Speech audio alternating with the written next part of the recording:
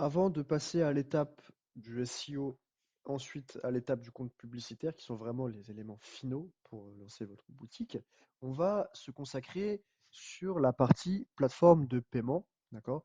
C'est ce qui va permettre d'encaisser des paiements, ok, par carte bancaire. Alors, plusieurs choses à savoir, même pas mal de choses à savoir.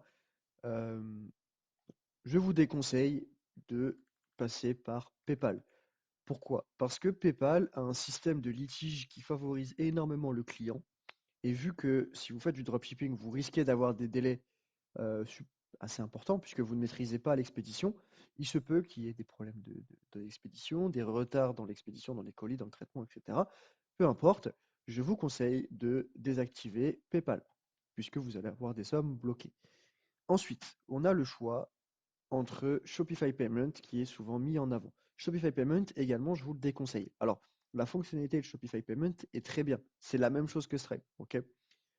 À savoir, par expérience, Shopify Payment, je ne vous le conseille pas pour la simple raison que si votre compte, euh, votre plateforme de paiement est suspendue, vous allez sûrement vous faire bloquer votre boutique. Si vous avez acheté le domaine via Shopify, malheureusement, le domaine ne sera plus accessible et vous aurez fait tout ça pour rien.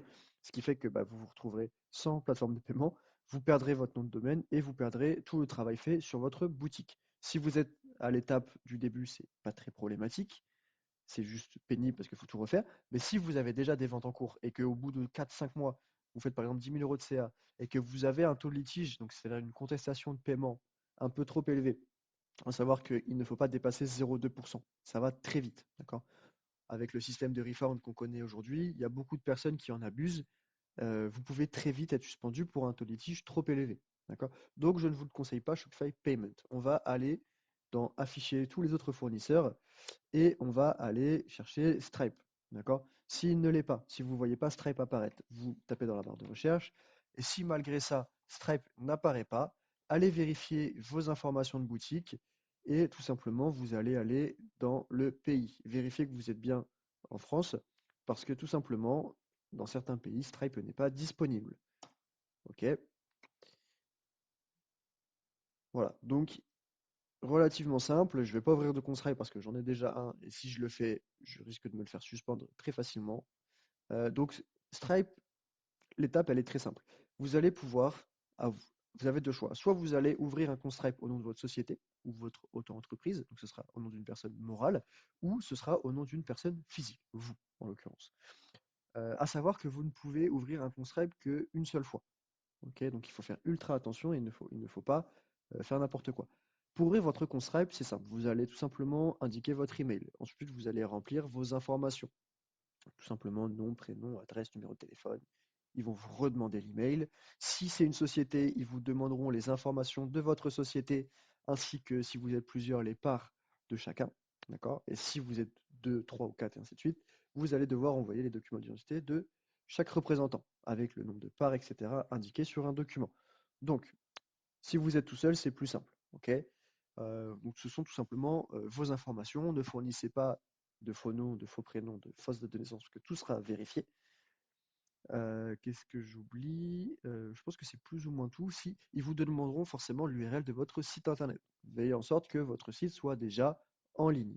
Ok? Et ils vous demanderont un petit justificatif euh, sous forme de texte. Vous allez devoir expliquer un peu votre business, votre concept, ce que vous faites, vos délais de livraison, etc. Donc, ça va être une zone de texte. Le mieux, c'est de détailler un maximum. Dire par exemple, voilà, euh, la boutique, le nom de votre boutique, vend tel produit sur le marché français, par exemple. Nous avons un délai de livraison, donc essayez d'avoir un délai de livraison correct, d'accord? Ça ne sert à rien de mentir complètement parce que Stripe le verra. Mais voilà, si vous pouvez dire que vous avez un délai de livraison dans les 8 à 10 jours, c'est très bien. Même 7 à 10 jours, c'est encore mieux. C'est plutôt mieux. Et dites que vous vendez par exemple en B2B, en B2C, et que vous amenez vos clients via de la publicité sur telle plateforme, TikTok, Facebook, etc. Vous avez détaillé en fait le business, le concept et la source de trafic. Voilà. Ensuite, Stripe, ça s'arrête plus ou moins là. Ok, il n'y a pas forcément de paramètres autres à faire puisqu'il y a une intégration avec Shopify directement. Bien sûr, on va vous demander votre IBAN. À ce moment-là, bah, je vous conseille d'avoir une banque forcément qui est prête à recevoir des virements de Stripe. Si vous êtes au Crédit Agricole, à la BNP, etc., ça risque de vous poser des questions. Le mieux, c'est Revolut Business, Waze Pro.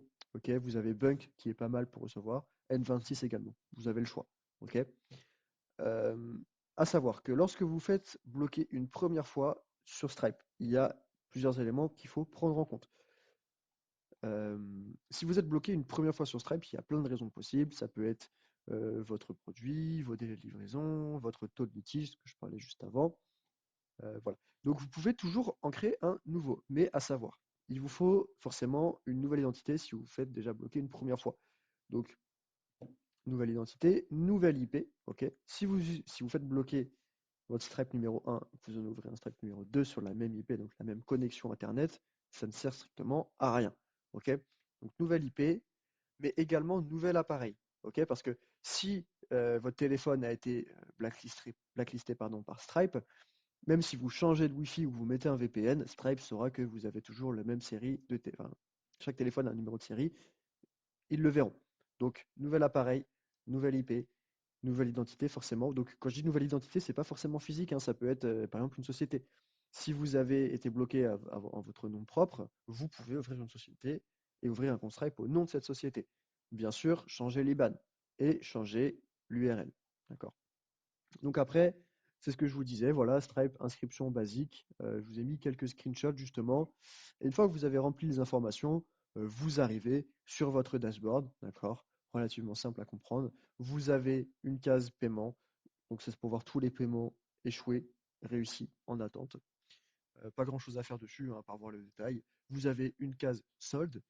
Le solde, c'est tout simplement la programmation de vos virements. Soit ce sera forcément un compte en 7 jours au début, et en général, avec l'expérience et ce qu'on a pu constater, vous pouvez demander à ce que votre compte passe en 3 jours lorsque vous avez fait plus ou moins 24 chiffres d'affaires.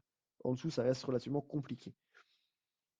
Ensuite, vous allez devoir activer, voilà ce que je vous disais tout à l'heure, vous allez devoir activer votre compte. Donc justement, voilà, par exemple, parlez-nous de votre entreprise. Voilà. Euh, les informations personnelles, ce que je vous disais, voilà, date de naissance, prénom, etc., adresse. Je ne l'ai pas précisé, mais effectivement, il faudra justifier votre domicile. Dans ce cas, un relevé bancaire, ça marche très bien. Le numéro de TVA facultatif. Si vous avez l'entreprise, vous la mettez. Si vous n'en avez pas, vous la mettez pas. Voilà. Est-ce que vous vendez des biens physiques? En général, oui. Vous avez voilà, les délais de livraison à indiquer, les informations de contact. Donc ça, ce sont les informations publiques. Faites attention à ce que vous renseignez, d'accord?